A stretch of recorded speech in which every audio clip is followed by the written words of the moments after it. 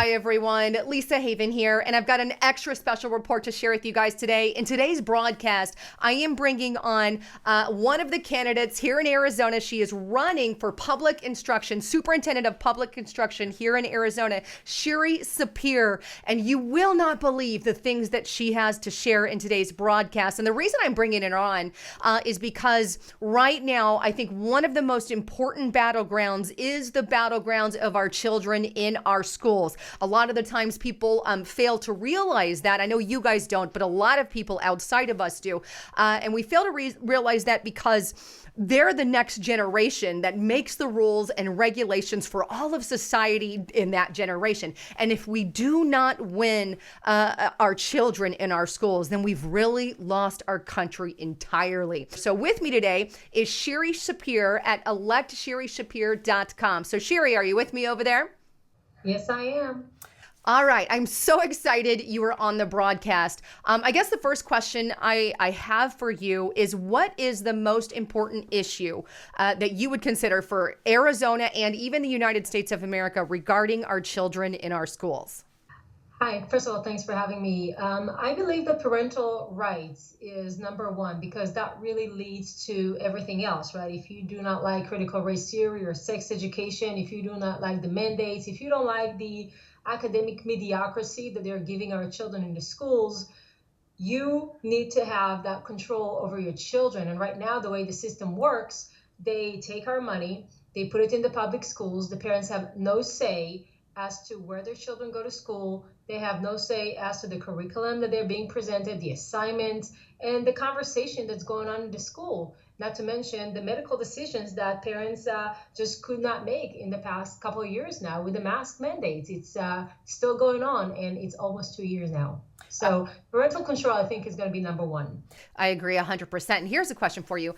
If we lose our parental control, which is exactly what Democrats, socialist Democrats, I would even say, AKA communists, because they're along that line now, if they were to somehow win on that battlefront, what would that look like for parents?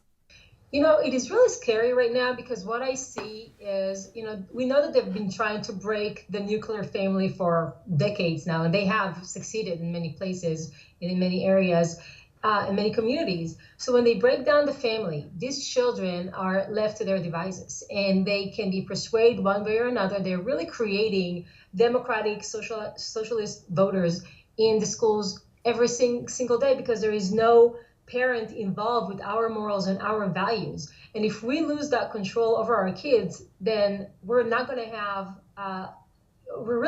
have the kind of society that we were hoping to have when we brought these children to this world, to be productive members of society, to reflect our morals, our values, our religious beliefs. I mean, this is up to us. This is up to the family.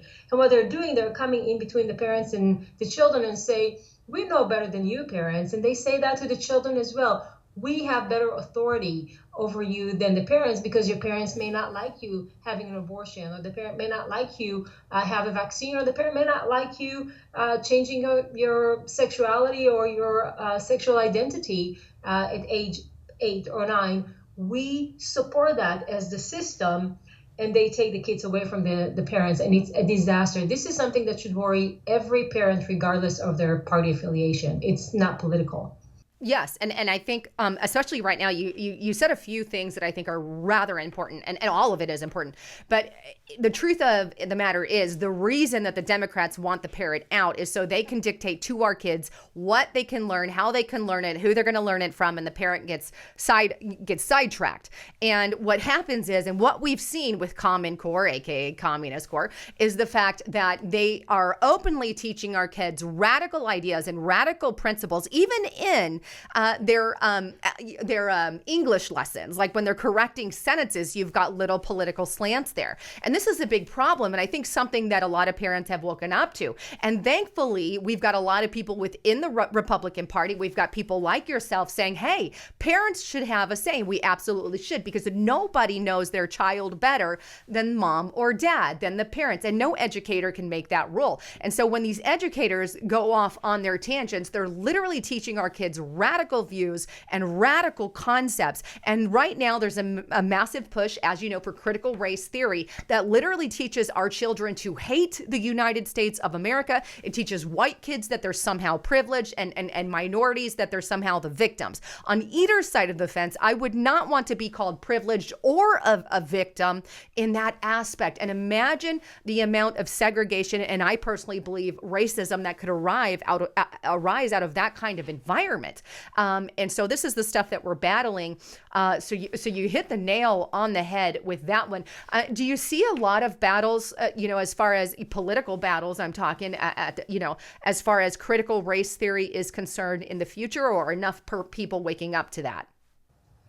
I think a lot more people know about critical race theory than last year. That is for sure. I mean, it makes national news almost daily, with parents fighting with school boards and protesting at school boards about the issue. But this has been going on for a very long time. So the solution for this, I mean, even if they make laws that ban critical race theory, we have to understand that every teacher comes into the classroom and she brings her perspective, and they bring so many assignments and so many different websites that the children are exposed to. So it really is very difficult to say we're going to be able to control it just by have a law that bans critical race theory. That's not the way to win this. There are two ways to win this. Number one is school choice. If the money follows the child, it can follow the child to a school that you trust as a parent. Now, if a school wants to teach critical race theory, that's great. They shouldn't be hiding it. They should say, this is what we teach. This is what we believe is essential for the development of a child. And if somebody decides that's where they want their child to go, they may do so. But school choice is going to fix some of that problem, because then you're going to be able to send your child to a Christian school or religious school or whatever the case may be, where you feel a no and have some sort of communication with the system to where you feel confident that's not there. That's number one. So school choice is number one, I think, for breaking down some of this problem. But number two is changing the culture of the Department of Education and of the educators. You see, some of the problem that we have is Kathy Hoffman, who is the current superintendent, she created the Equity, Diversity and Inclusion department within the Department of Education. Not only do we have multiple people, they're making a lot of money and they're absolutely useless and should be fired day one, and they will in my administration, I assure you. That Equity, Diversity and Inclusion department is committed to send and transmit information to the school boards that have to do with those issues. So they can't tell us they're not teaching critical race theory when in Arizona, we actually have an Equity, Diversity and Inclusion department within the Department of Education. What is the purpose of that department? What is equity, inclusion, and diversity, if not critical race theory? That's what it is. So when they're telling us we don't have that in Arizona, it's nonsense. We know it's nonsense, and we need to eradicate these departments. And by the way, they have them in most schools in Arizona right now, to the tune of hundreds of thousands of dollars per school for salaries to these people just to bring in their propaganda. It has to stop. Agreed. And you're absolutely right. All they do is put the same package under a different name and say it's not happening. It's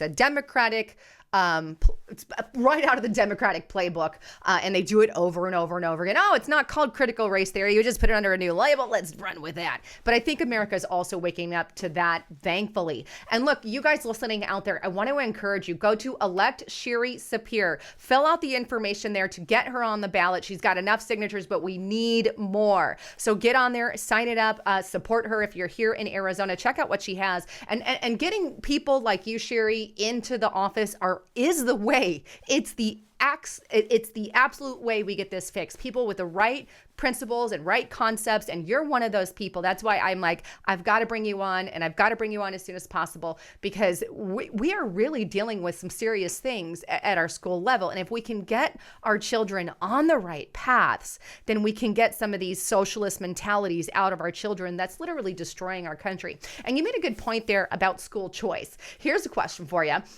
So if we're talking about the Democratic Party, what I don't get is I think everyone, it doesn't matter if you're Democrat, Republican, conservative, liberal, whatever, I don't see anyone how they would ever be against school choice. Yet, why are Democrats so against it, do you think?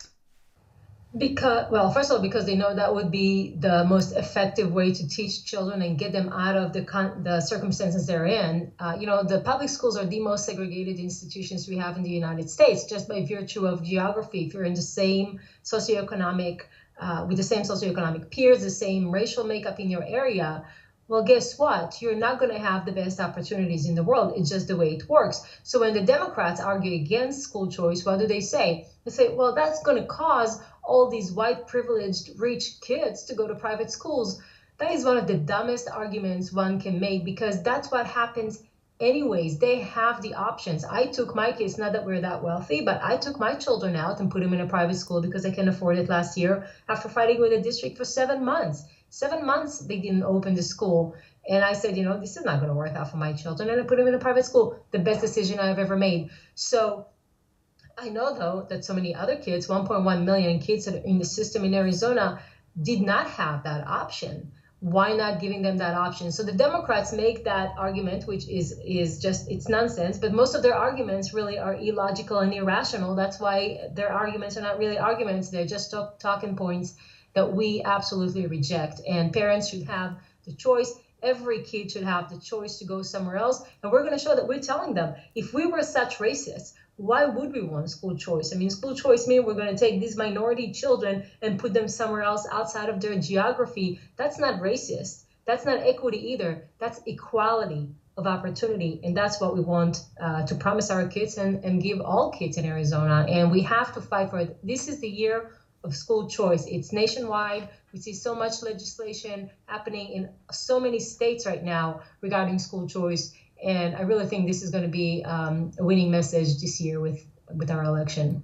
And that's the thing. You're absolutely right. Democrats pretend to be the party for the minority, pretend to be about equality. They put it under an equity banner, which is kind of the opposite. However, it just goes to show that their real motive isn't to get minority children out of certain areas. Their real motive is to keep it like it is. We know a lot of the roots of the Democratic Party. I'm just going to state fact here. Back in the day, they were the party that were for slavery and the whole 9 yards, not the Republican Party.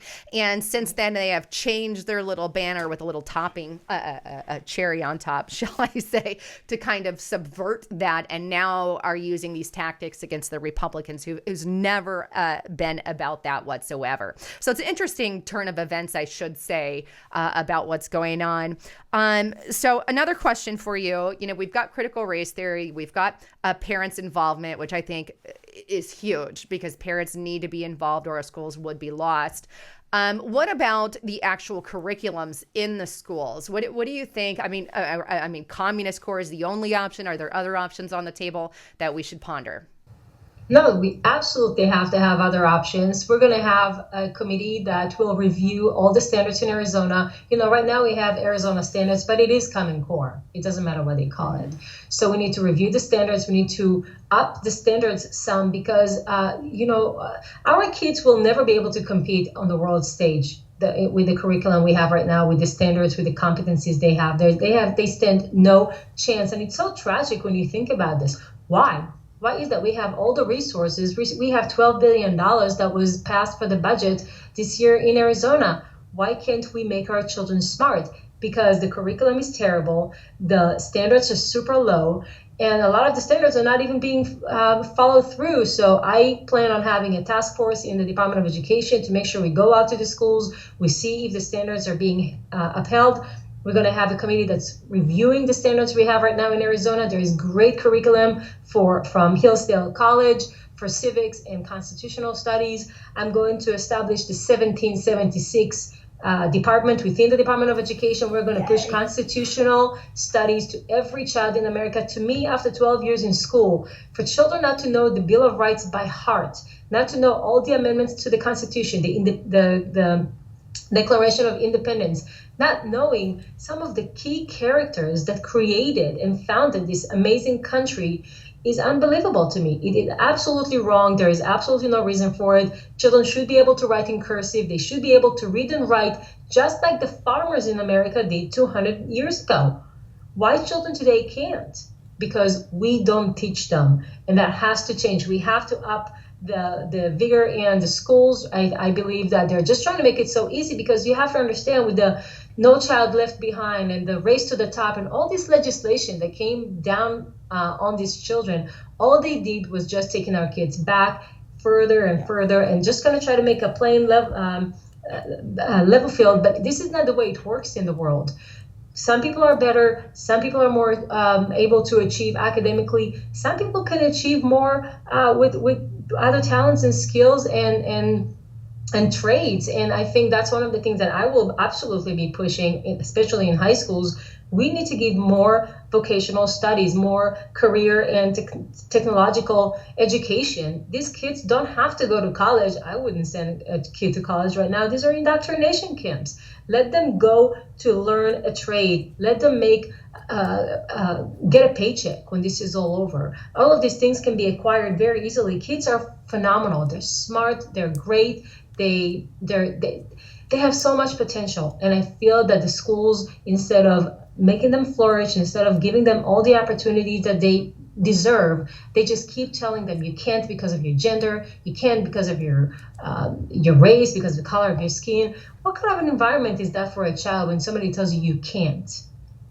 It's absolutely absurd, and that's why they can't, because we keep telling them they can't. So my administration is going to work on telling our kids you can and you will. And I think we're going to see tremendous growth because our children are not mediocre. They're exceptional. And that they are. Amen to that. And yeah, and it's sad even when I see some of our teachers and leadership and even colleges saying, hey, we're not going to give, D's and F's anymore. We're just going to, give you a pass. It's just sickening. It's just sickening. But with that, Sherry, where can people contact you? What are your concluding thoughts? What last insights do you have for everyone, if you would, please? Sure. So I want everybody to understand that, as you said at the beginning, this is the battlefield right now. Education is the most important and pressing issue in America. There is no other place in the world people need to understand that this debate is even happening regarding critical race theory and the slavery days. There was slavery in every country in the world, pretty much. There's a lot of slavery still going on in a lot of countries that we should, as the leaders of the free world, actually concentrate on resolving and helping these people out today instead of talking about something that happened over 200 years ago. But this is the battlefield, and everybody has to get engaged. It doesn't matter if you don't have children in the school system. This is the society you live in. These people are going to be your judges, your representatives. You're going to be employed by them. They're going to employ you or your children or your grandchildren. We need to make sure that we not only protect our children, but all children. This is really, to me, it's a rescue mission. I mean, as I said, this is not, I have zero political motivation in this race. This is all about rescuing the children from a future that is just doom and gloom. And there is no reason for this. This is all man-made. This is all being done by people that just have real bad intentions. And we can't just stand by and say, sure, go ahead and do this, destroy these kids. No, we won't. So that's my mission. I feel very encouraged as I go around the state. There is a lot of support to these ideas, and I think we can really make a big difference this year. Oh my goodness, I keep going back to the last year, but it's 2022. So the election is in August. Please go on my website, electsherrysapir.com, SHIRYSAPIR. Follow me on Twitter @SherrySapir. Sign my petition. I'm running clean elections. I can use $5 donations. Clean elections means I'm not going to take any money from special interest groups. I'm not going to fundraise. This is just clean money from the state because nobody is going to own Sherry Sapir. All I'm doing this for is for the kids of Arizona, regardless of political affiliation. So hope you can join me in our movement, the parental choice movement, and we're going to win this. Well, thank you so much, Sherry, for coming on the broadcast. I love everything you had to say, and I don't disagree with any of it. But with that, everyone, the information is going to be in the description box below. I'm personally signing and already have signed her petition, and I am also going to be donating. So join her in that on her website, Elect Sherry Sapir. You can see the link on here on the screen and also below in the description box. But with that, in conclusion, I just want to say, please don't forget to check out my partner at noblegoldinvestments.com. If you guys haven't converted your 401k or gotten some kind of Roth IRA, today is the day to do that, especially considering what our economy is like. So go to noblegoldinvestments.com, and right now they are giving away an American the Beautiful 10-ounce coin for any approved IRA. You guys can see it here on the screen, or any approved plan that they have. So give them a call today at 1-877-646-5347. Anyhow, thanks again for tuning in. That was Sherry running for the Superintendent of Public Instruction here in Arizona, and I'm Lisa Haven signing out.